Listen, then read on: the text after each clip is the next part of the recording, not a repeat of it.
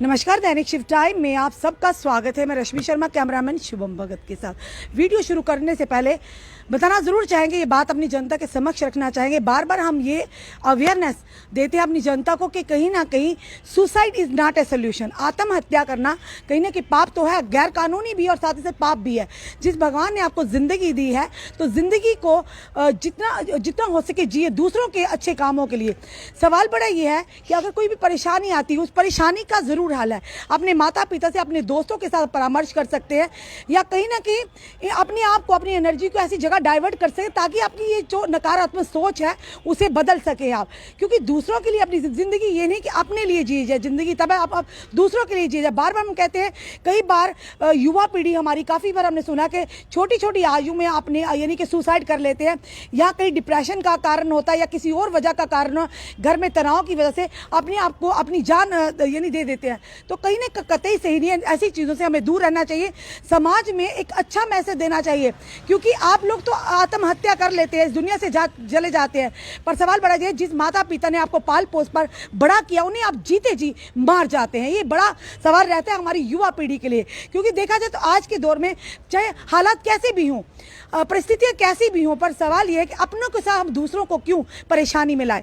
एक बड़ी बुरी खबर जो आ रही है वो रामबन इलाके से आ रही है। बताएंगे एक जोड़ा जिसे हाल ही में थोड़ी देर पहले उन्हीं की एंगेजमेंट में सगाई हुई थी, वो दोनों के शव एक आपत्तिजनक, यानी ये कहेंगे संदिग्ध परिस्थितियों में, आदर चाहते हैं संदिग्ध परिस्थितियों में पेड़ के साथ लटके उन दोनों के शव मिले। आप पूरी बात के वो भी बताएं कौन लोग हैं, ये वो भी बताना चाहेंगे, पर क्या कारण रहे होंगे जिसके चलते उन दोनों ने, यानी जो सगाई का जोड़ा था, उन्होंने अपने आप को खत्म करने की सोच ली, या मे भी उन्हें ये करने के लिए मजबूर किया गया, या हो सकता है उनका कत्ल हो। ये फिलहाल मैटर ऑफ इन्वेस्टिगेशन रहेगा।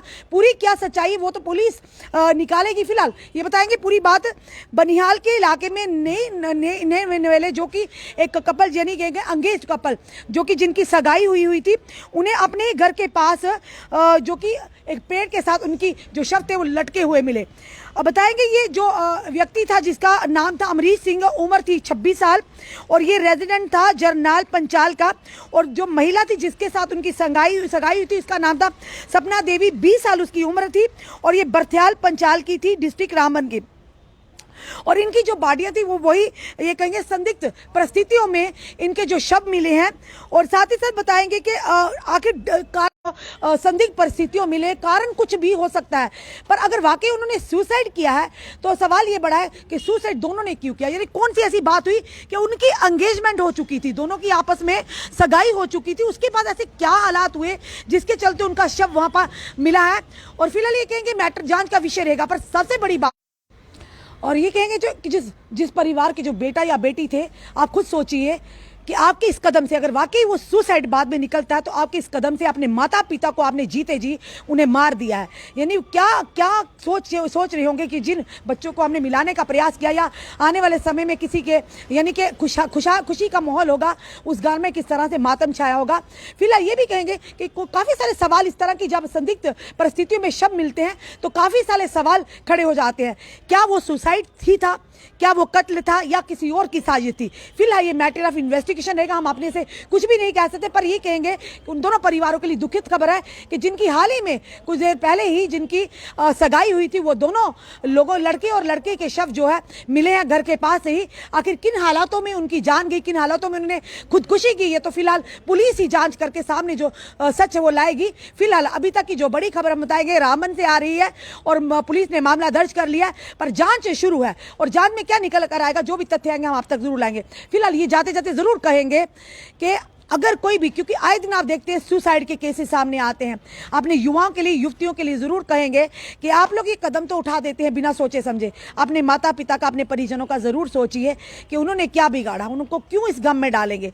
हर बात का सल्यूशन है। हर चीज़ के हालातों से मुकाबला करना सीखिए। अपनी कमजोरी को अपनी ताकत बनाइए, अपनी कमजोरी को, ये नहीं कि आप अंधेरों के गुमनामी के अंधेरे में गुम हो जाए, या अपने आप को नुकसान दे जाए। आप खुद तो नुकसान देते हैं अपने आप को, पर आपकी वजह से आपके अपने किस कदर गम में डूब जाते हैं, पूरी ताउम्र वो इसी अफसोस में रहते हैं, ना जाने किस वजह से आप लोगों की जान गई, किस वजह से आपने उन्हें, क्या गलती थी जिन्हें आपने उन्हें गम में डाला।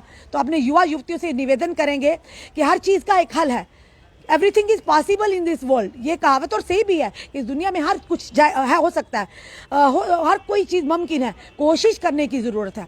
अगर वाकई आपको कोई परेशानी है, अपने दोस्तों से, अपने माता पिता से ज़रूर साझा कीजिए। माता पिता से बड़ा कोई सहयोगी नहीं, माता पिता से बड़ा कोई दोस्त नहीं, और खास करके दोस्त भी एक बड़ा ही योगदान देते इस तरह की चीज़ों में। अगर वाकई आप माता पिता से भी नहीं शेयर करना चाहते, अपने बहन भाइयों से करिए, अपने दोस्तों से करिए। मे भी कोई रास्ता निकल आए तो आप कोई गलत कदम उठाने से बच जाए। अपना नहीं, अपने अपनों का जरूर सोचिए। इस वीडियो में अपने कमेंट, अपने सुझाव जरूर दीजिए। इस वीडियो को जितना शेयर कीजिए, जुड़े रहिए। मजा अगले अपडेट के लिए। जय हिंद, जय भारत।